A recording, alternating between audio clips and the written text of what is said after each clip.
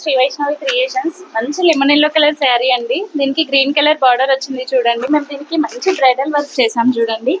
మనకి శారీలో వచ్చిన బార్డర్ నే కట్ చేసుకొని మేము ఈ బ్లౌజ్ పీస్ కి అటాచ్ చేసుకున్నాం చూడండి. ఇక్కడ ఒకసారి వేరియేషన్ చూడండి. ఇక్కడ మ్యాంగో షేప్ వచ్చింది. Same to same mango shape కి మేము ఇలా వర్క్ చేసాం చూడండి.